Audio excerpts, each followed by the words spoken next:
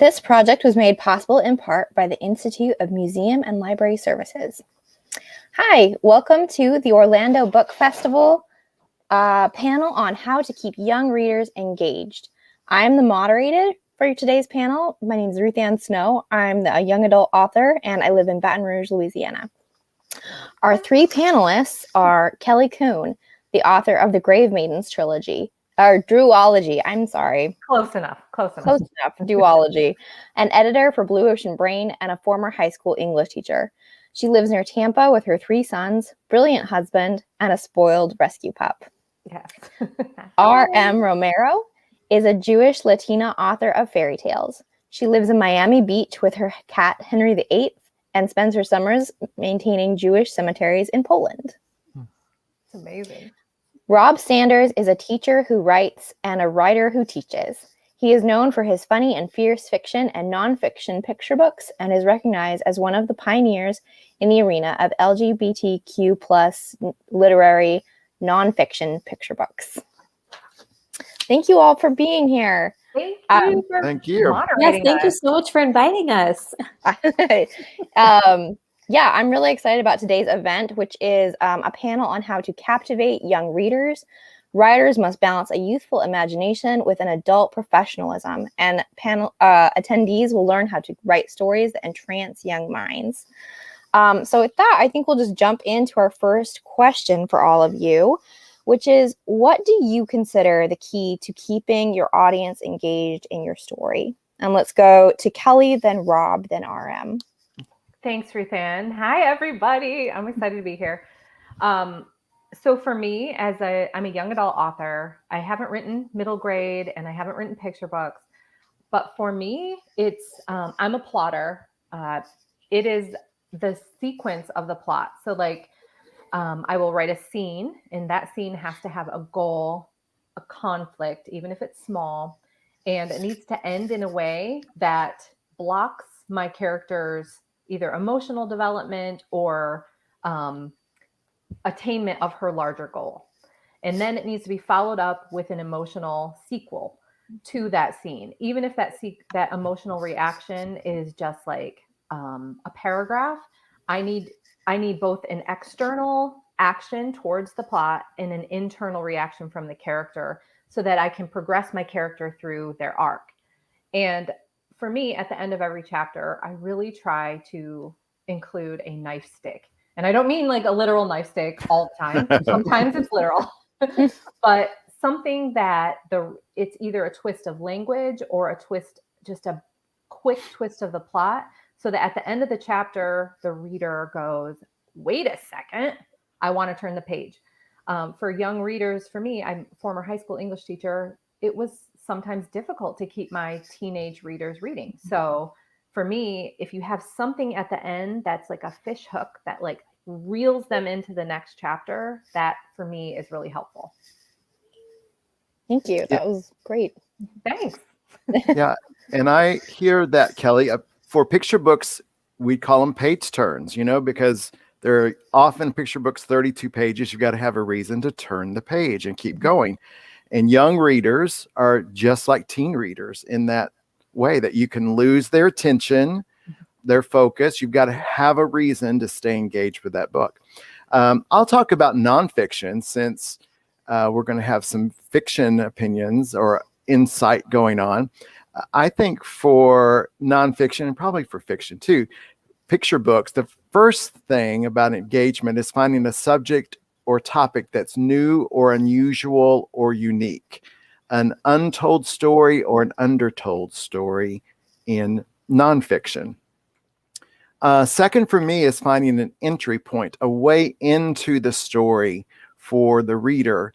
That's sometimes difficult with nonfiction, but I'll give you a couple of examples. I have a book coming out in spring, May, I think, Two Grooms on a Cake, the story of America's first gay wedding, which was Michael McConnell and Jack Baker, 1971. This is their 50th anniversary.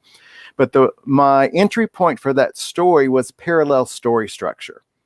I tell the story of how a cake is made and the story of how a relationship is formed. And I tell those stories back and forth.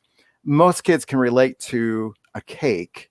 They can't necessarily relate to a relationship and a wedding, but that helps give an entry point to the story. Another example might be an unexpected narrator. When I wrote Stonewall, this Building an Uprising, a Revolution, which is the story of the Stonewall Uprising, a riot, if you will, I told it through the perspective of the buildings themselves. You know that old adage, if these walls could talk. Mhm. Well, these buildings had stood for 150 years. So they had a lot of history to tell, including that one night when an uprising started that changed the world of LGBTQ people in America.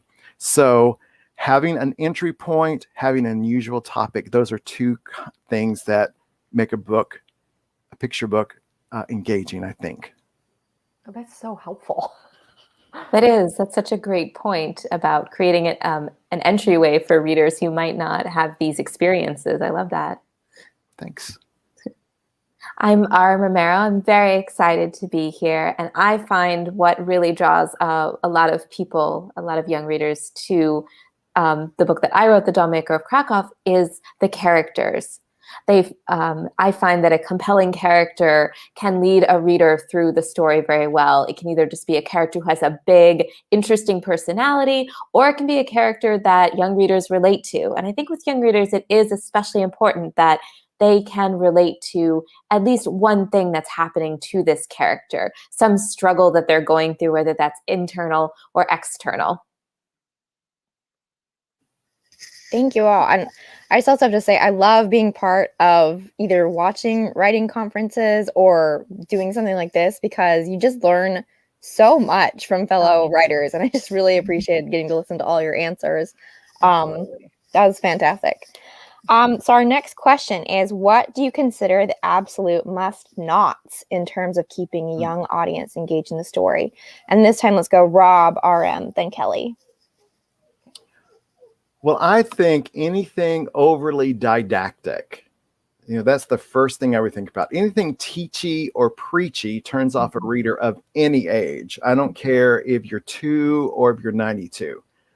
And it's not just that you're, maybe putting your opinions on top of someone. More importantly, it steals opportunities from the readers. Kelly and I are both teachers. RM, I don't know if you have a teaching background or not, but you've been around kids and kid readers. Kids need the opportunity to infer, to ask questions, to make discoveries, to draw conclusions. And if I'm telling you the moral of the story or what you need to learn, I've snatched that opportunity away from you as an author. And that's the best part of reading, is making those connections for yourself. The other thing I would say is don't talk down to readers. And this is even in picture books, that you don't have to be shy with vocabulary. The purpose of a text is to raise readers up, to challenge them, to enlighten them, to take them places they've not been before. So don't be afraid of vocabulary. Write to where readers are or higher, and don't be overly didactic. That's great advice. I very much agree that lecturing to readers and making them feel that, it's someone talking down to them. It's someone giving them an opinion that obviously they should adopt because they're an older person who's telling them, really can turn off readers.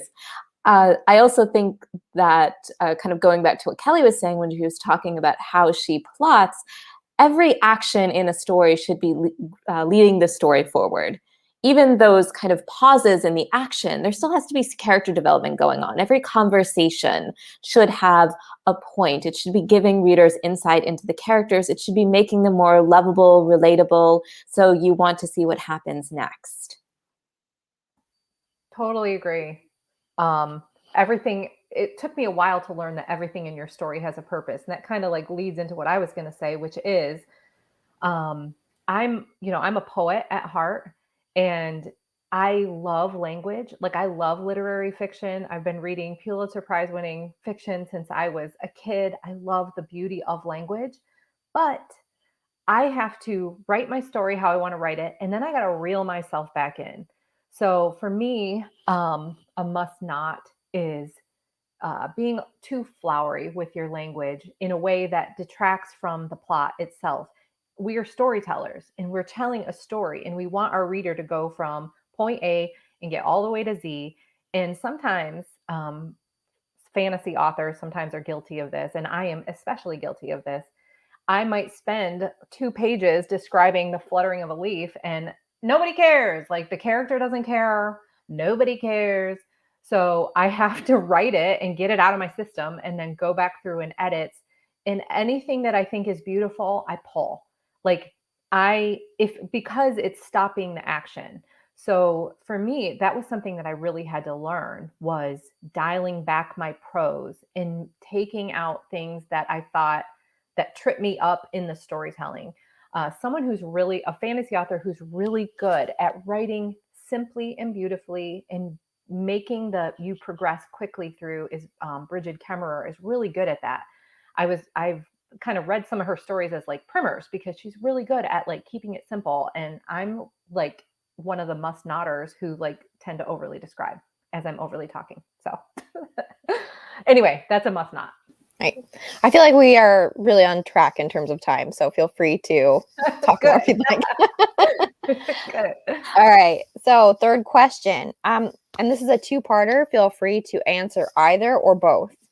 So how do you create a character who's going to be compelling to a young reader? Or if you prefer to talk about plot, how do you craft a plot that is compelling to a young reader? And let's start off with RM this time and then go Kelly, Rob. I love my characters a lot, so I really get invested in them, and I want my readers to be invested in them as well. And I tend to be drawn towards characters who have big personalities in some way. And that can mean any variety of things. Or for like Rob was talking about when he was talking about his picture book where the buildings are actually the point of view characters, I find that coming at a story from an unusual perspective can really draw the readers in. In my novel, The Dollmaker of Krakow, the main character is a living doll who is living through real historical events, but she has a completely different perspective on everything that's happening because she is unaccustomed to the human world, and she finds everything around her to be completely fascinating and has a very different opinion than a normal person would. So I think that's a good way to draw a reader into a story, is to offer them a brand new perspective on a world that they have been living in for their entire lives. Okay, for me, I'm going to talk a little bit about character. And with character development, for me, it took me a while to learn this, but every character needs to have some sort of emotional wound or need that is in their current stasis at the beginning of the novel is not fulfilled. It's not healed. And that is what is causing all of the problems in their life. And I've read some things where people are like, well, I don't want to create a character that has a really big need or has a really big problem. And that's not always like real life. And I'm like, well, sometimes stories are compelling as you watch a character develop. So for me, I work really hard. I use the Enneagram. I don't know if y'all are familiar with that, but in psychology, you can kind of map out like 9 basic characteristics of personalities, which helps you get a starting point for developing your character. Anyway, so I create this wound in this character, something like a lie they tell themselves, a need that they have to fill. And then they go through the story solving their need or trying to heal their wound in all the wrong ways. So they think their external goal is going to bring them this joy, but the only thing that's really going to bring them joy and really solidify their story is healing their wound, or at least partially healing their wound in some way. So that's the first thing that I do to really create a compelling character, because we can all relate to the fact that we have wounds that might not be completely healed that sometimes trip us up in life. Another thing that I do with character development is I try to make them as realistic as possible with tangible objects in my story. So I will often show them, even if it's not related to the plot or specifically their character, I will show them doing human things. So tripping over their shoelace, or like talking and like kind of choking on a piece of gum. Sometimes those can be symbolic of a character flaw, but sometimes we're human and we do like silly human things. So I'll have them tell each other jokes or play a game or do other things that a kid can relate to and see themselves in that person. Because we're not always actively pursuing a goal, even in like Grave Maidens and War Maidens, which is a healer trying to heal a dying king to save her sister from being his bride in the afterlife because she's been selected to be this grave maiden. I still show like her and side characters engaging in like fun and games because that's part of life too. And then with physical objects, I show them like for example, I gave Kamani, my main character, a pair of sandals, and I showed like her toe prints in the sandals, so you could kind of picture like her foot. I show like the sound of jangling of bracelets on her wrist, so you can kind of imagine that you're inside her and that you're part of that character. So yeah, making them as human as I possibly can is something else that I do to create a compelling character. Well, I like how I keep hearing Kelly say, I learned over time. Because that, when you are writing, it's like you learn it over and over too. You learn something or you hear something, but every manuscript, you kind of relearn lessons and you have to remind yourself, okay, I've got to have it. This character needs agency. And so we're, to all those of you who are pre-published, who are on the journey of being a writer, just know that we keep learning those things over and over. And every story is a new experience. I'll talk real briefly about characters and plot from a picture book standpoint, because fiction and nonfiction picture books are similar in this, though they have their differences, as you would imagine. One is fiction, one's not. But both need characters that are relatable and flawed. If I'm going to tell a nonfiction story about someone whose life has been perfect, no one's going to want to read that story.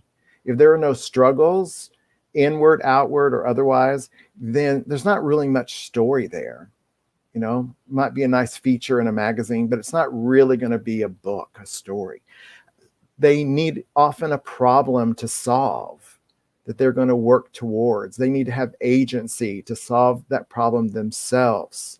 No one wants to read about someone who's perfect or who gives up or who doesn't find their own inner strength and fortitude. That doesn't mean that along the way they don't have doubts or they think I'm never going to be able to do this, but they have to be able to change and grow and succeed. And this is especially true in picture books in middle grade, because they almost always end with a sense of hope.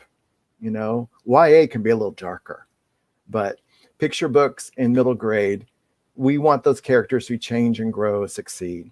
As far as plot goes, and I think this is kind of saying what RM and Kelly were both saying, that there needs to be rising action happening. Something has to happen in this story. The stakes have to get higher and higher and higher. It might be that things get worse and worse, or funnier and funnier, or more out of control, but things are growing as that character is trying to solve that problem. It's a character on a journey, and that we're inviting the reader to put themselves in and buckle themselves into that story and experience that same action as the character's experiencing on their journey. Can I piggyback on that really quick? Just what he was saying with the development of the action. One thing I learned, and yes, I second this, what Rob was saying, it is a growth journey. And I was really arrogant when I first started writing, and I thought I was pretty good. And I learned quickly that I did not know what I was doing. So being adaptable and being open to growth is pivotal to being published. Anyway, so I learned a trick, which was at the midpoint, when you were crafting a novel, if you really want to raise the stakes, you do like a big kind of raise the stakes right at the midpoint, like make someone die, kill a mentor. Like, I'm talking fantasy. You don't always have to kill people. But really, like, insert dragon, like make a 100% shift in what they're thinking, their logic, unveil a clue in a thriller. you know, put a new enemy in there. So that midpoint can really give an impetus, a final push to get them through the end of that novel. That was something that I learned that helps with raising the stakes. No, that's great. Thanks, Kelly. Let's move on to the fourth question here, which is, why do you choose to write for a young adult, middle grade, or early reader audience? Let's go. We're back around the cycle. So Kelly, Rob, then RM. All right. So a couple of reasons. Probably three reasons. Well, like Rob said, I used to be a teacher. I taught high school English in reading, and I love teenagers. When, if we're at a big family party, I always tend to gravitate and go sit with my nieces and nephews and hang out with them. I love their spirit. I love that they haven't made up their minds yet.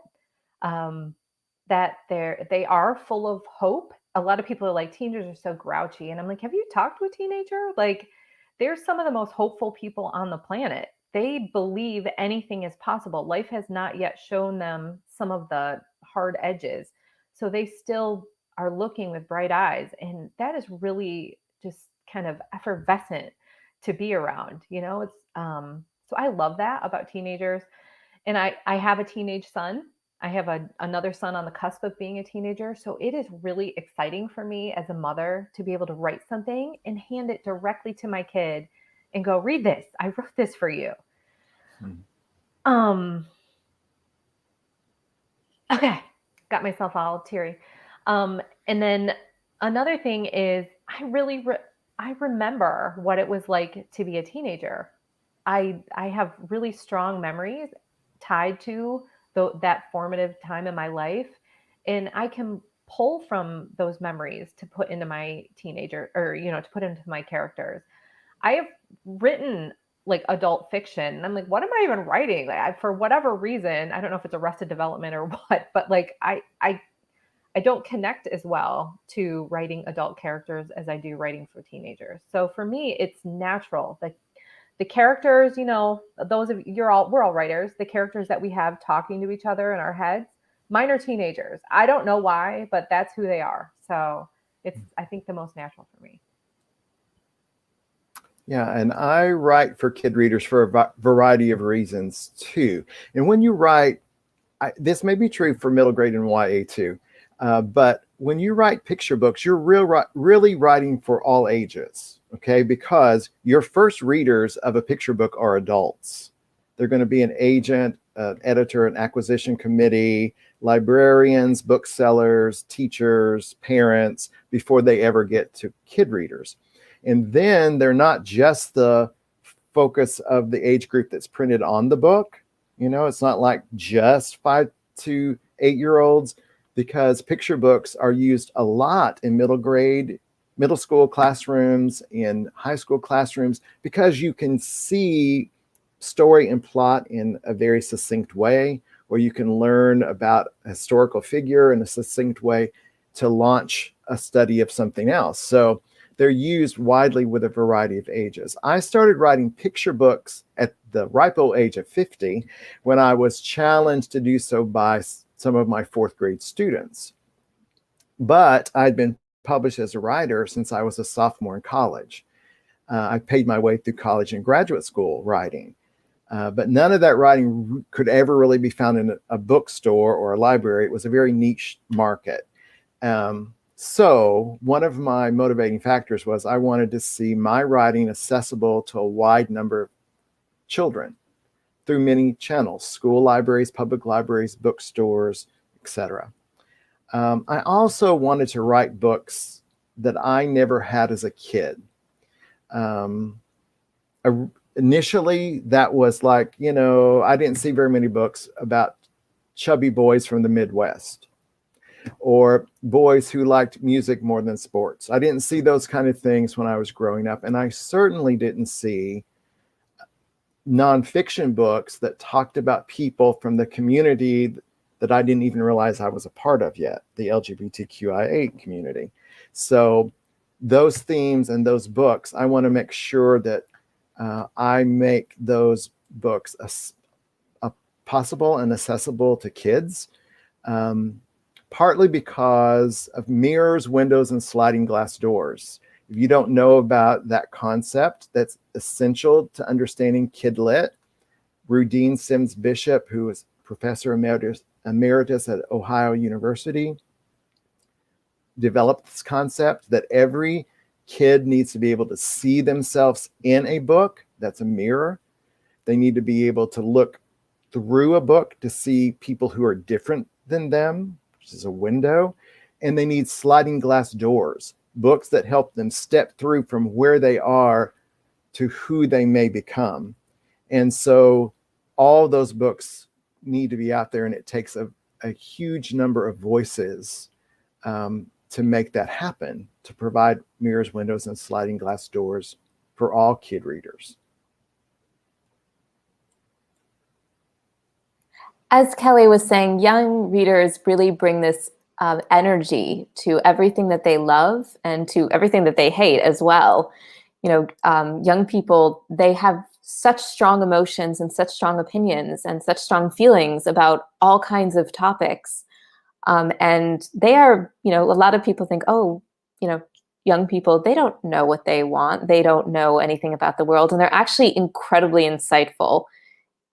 And I really love writing for that very reason. The things that they pull out of stories are going to be completely different than the things that adults draw out of stories, because adults come to the table with all of these really preconceived ideas, and young readers are much more open to new concepts and to re-examining their own views as well. And I love the passion that they have about everything, whether that's younger, middle grade and picture book readers who just fall in love with these stories, or teenagers who become involved in fandoms for books and TV shows and movies. I really, I remember that very strongly about myself, that when I fell in love with something, it consumed my entire life, and I wanted to really sink into it. And I want to give readers the opportunity to do that with my own books. As Rob was saying, I also think that, for a very long time, there was kind of one sort of story in children's literature, and it was one very particular narrative. It was very white and cis and heterosexual and male. And now we are opening up so many more avenues for different types of stories. So more children can see themselves, more children can see their communities and their neighbors, and more children might even be able to discover parts of themselves that they didn't realize were there. So those are the reasons why I really love writing for children most of all. I've written some adult fiction, but like Kelly was saying, it didn't quite resonate as much as the stories I was writing for teens and for elementary and middle schoolers. Great, thanks all of you. We have 2 questions left, but I am supposed to remind the audience to feel free to start dropping comments and questions in the chat. And then when we're done with these questions, we will ask the panelists your questions. So our next question is, if you could pick one book to recommend to young, reluctant readers, what would it be and why? And let's start off with Rob this time. Okay, this is really hard. We were talking about this before we started because it's so hard to think of one book. So I'm going to tell you more than one real quick. For reluctant readers in nonfiction, one of my books I'd recommend is Peaceful Fights for Equal Rights. It's a lyrical listing of ways to peacefully protest.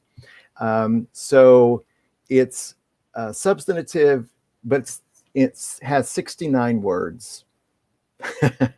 So that could help a reluctant reader. And the illustrations, of course, assist reluctant readers or struggling readers as well. I also thought of companion books that I used with 4th graders. One of the best read aloud experiences I remember was 2 books written by the same author about the same subject. One was a picture book, nonfiction, and then she wrote that nonfiction story into a historical fiction novel. Lindsay Maddox, Finding Winnie, the true story of the world's most famous bear, which you've already guessed is Winnie the Pooh, is her family story about how Winnie the Pooh came to be, based on a real live bear that was adopted during World War I by some soldiers from Canada. So that historical nonfiction story. Then she writes it in novel form where Winnie is actually, and the other animals are talking characters in the book. But that parallel of those two stories where we see the same story, the same plot, the same characters, but in two different ways, opened up my kids' reading and writing potential like you wouldn't believe. It's fantastic. Thank you. Could we go to RM? One of the books that I read last year during lockdown, actually, that I had never become familiar with was Tale Dark and Grim by Adam Gidwitz, which I absolutely loved because it has this amazing narrator who is constantly interjecting in the story. It is also, it's based off of Grimm's fairy tales, but it puts a completely different twist on them. It's funny, it's gross, it's dark. I feel like it would be a great read aloud book, and it really kind of embodies everything that I love about middle grade, where it goes from being like gross out humor to being deeply insightful about people and how they behave. So I would absolutely recommend that book to any reluctant reader. Okay, I have a couple. So this was one of the biggest questions and challenges that I would face when I was a teacher, is that giving students books who they like to read, they just didn't connect with the book for whatever reason.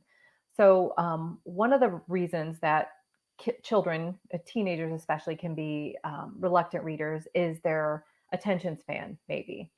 So especially in our age right now, most of us have the attention span of a goldfish. It's like 8 seconds. Like I honestly think it is 8 seconds scientifically. Anyway, so one book that I recommend for people who have shorter attention spans, teenagers, is a book called Hide With Me by the Indian American author Surbani Banerjee. It's a young adult contemporary, and the reason it is really good for reluctant readers with short attention spans is because the chapters are like 2 pages long.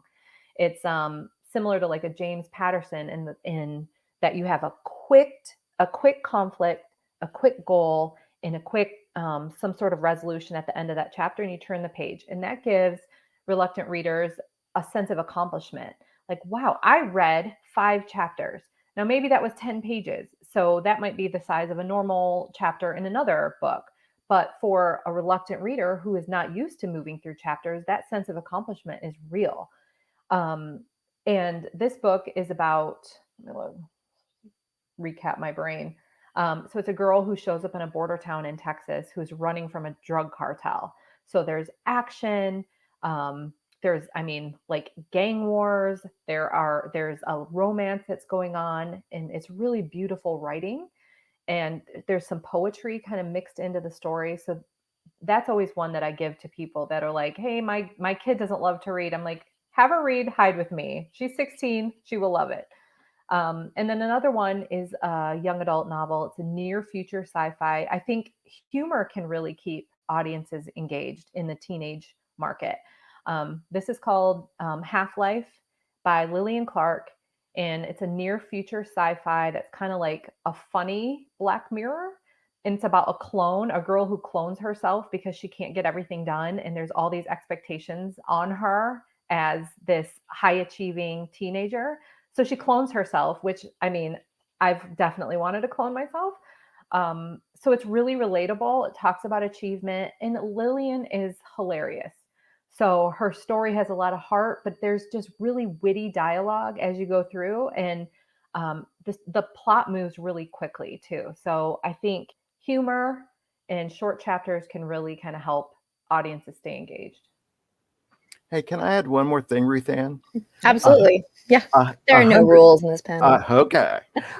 What Kelly was saying reminded me of this. 100 years ago when I was in college, we called these kind of books high interest, low vocabulary. And we don't really use that term in that concept anymore. But high interest, like the drug cartel, is still an essential component. Because if you're a middle schooler, you don't want to be reading about a little pig, most likely. Because your interests have changed. Right now, I think instead of high interest, low vocabulary, it might be high interest, approachable structure.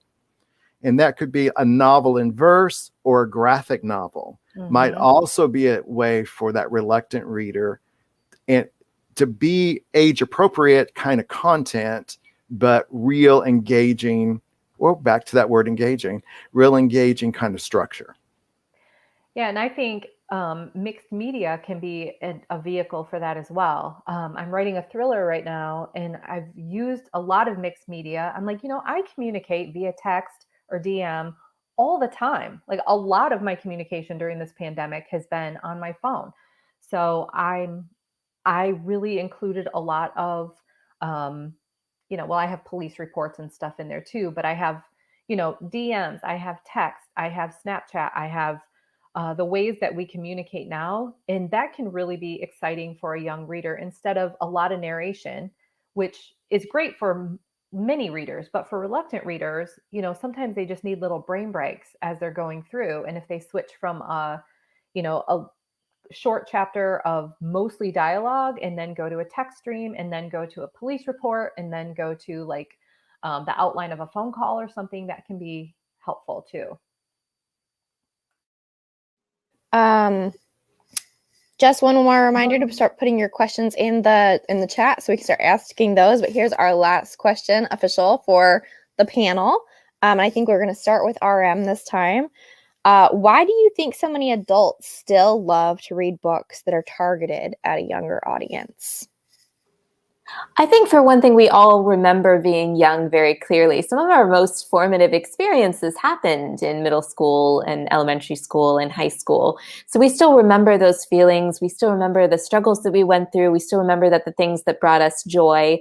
Also, I think the stories are just very universal that we're telling. It's not a niche experience the way that some adult fiction is, where you have to be a very specific type of person in a very specific time of place in order to relate to some of these characters, versus, we were all children going through these different struggles. And in terms of fantasy, fantasy often operates as a metaphor for the real world. So we can really see ourselves in that as well. For me, I think it's a way of dropping responsibilities.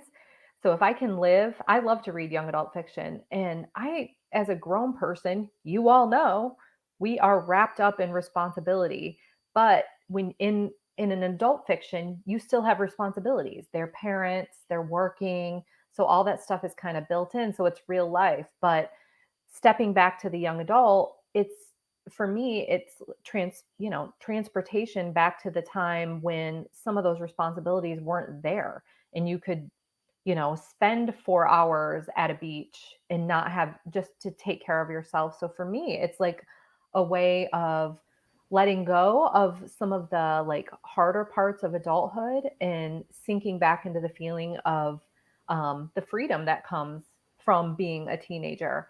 And another reason I personally love reading young adult fiction is hope, and that bright-eyed bushy tail washing that kids do as they're looking towards their future.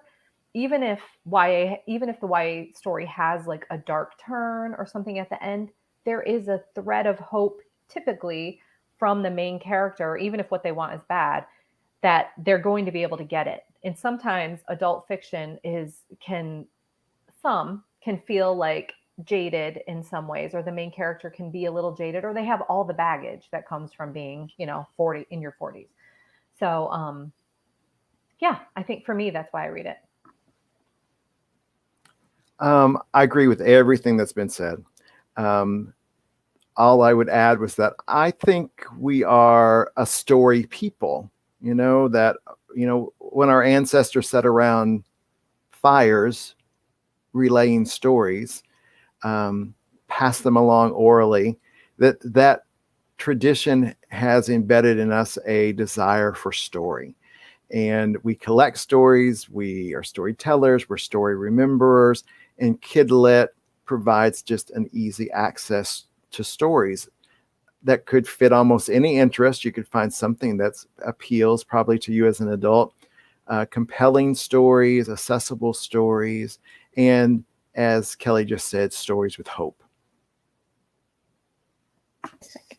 Thank you all so much. Now we're going to go to an audience question. I think you all do school events. What kind of stuff do you talk to the kids about at the school events? It all depends on the school event. I was like, I didn't tell who to go first. Mhm. Sorry, just jump in. It all depends on the school event. And that's something I would talk to the librarian or whoever is the inviting person. But sometimes it's reading a particular book. They have a school I'm working with in California. They're doing an ally week. So I'm reading my book, Bling Blame, Throw Glitter Not Shade, which is all about how friends become allies for one another. Or it could be, we're celebrating an anniversary at our school, or we just want an author visit and we want to learn how to write fiction ourselves. And then it's usually reading from your text, answering some audience questions. And then sometimes you have the time and an audience where you get to do a little bit of like writing teaching too. They want a little bit of instruction to guide them in their writing. So it all depends on the situation. So for me, I do a lot of craft when I go in because I usually am going into a high school, sometimes a middle school, and being a former English teacher, I feel really confident in taking the class and doing an activity with them. So I've taught dialogue creation, where we create characters and write dialogue. I've taught how to build a fantasy world. So I will get the entire class together and we will literally craft the setting of a fantasy world together, including all the like areas of the fantasy world, conflict that develops, the characters, and then I give them like a prompt to write a paragraph from one of the characters that exists in one segment of that fantasy world. And I've done how to craft short fiction with characters, and I've done like using the Enneagram to create the character behind the character. So yeah, like most of the if it's not just a typical author question and answer kind of a thing, I do a lot of craft because I'm English teacher. I have to use my master's degree for something in education. As Rob was saying, it really depends on sort of what the class is. I have given presentations specifically about my novel, The Dollmaker of Krakow, including a lot of the historical background since it takes place during World War II in occupied Poland. I've given general craft lessons to younger readers. And I've also talked to older readers about the process of publishing a book, because there are a lot of young people who are really interested in how a book gets made. And also, if they are writers themselves, how they should go about even, okay, do you just send it to the publisher? What's an agent? They're really curious about these things. And they have to do a lot of digging online. So it's really nice to be able to just give them all the information so they don't have to try to take it from many, many different websites and get the information like that, which is very time consuming as someone who has done it.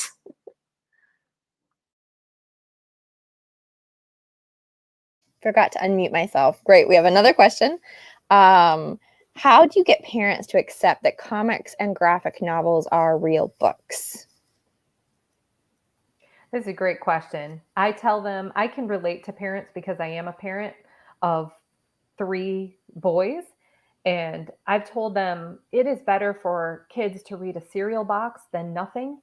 So if your kid is having trouble connecting to a story with longer structure, a comic and a graphic novel has all of the same elements of any full-length novel.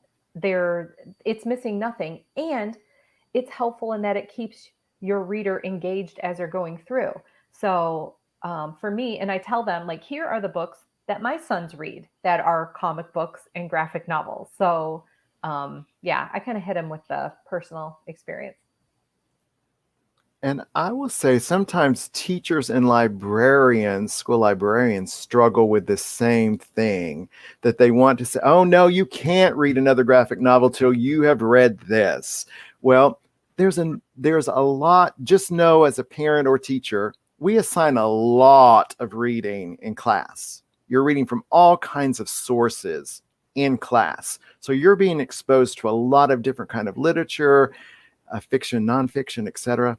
So when it comes time to your reading, It needs to be your choice, And sometimes when a kid doesn't move from, if they're in this one thing, it's just because they haven't found the next thing to fall in love with yet. And that's where a teacher or a parent can help. If you know what a kid's interested in or the kind of author they're reading, then you can find other books by that author, maybe in a different genre, or other books on similar topics. And it's sometimes just helping point kids in the right direction of another possibility too. I think it's also helpful to actually show parents the really amazing award-winning graphic novels that have come out that really are pieces of art, whether that's Mouse or Persepolis or some of the more recent YA graphic novels that have come out, that yes, this is a story, and it is getting kids to read. It is insightful. It's just a different medium. It's like a documentary or a really amazing film. It's the same experience of being told a story and getting engaged with the story and really developing questions about that story. It's just a slightly different form. Absolutely. Well, thank you all so much for your excellent answers and participation in this panel. Everybody who's participating online, you can find out more about the Orlando Book Festival and other panels at ocls.info/OBF.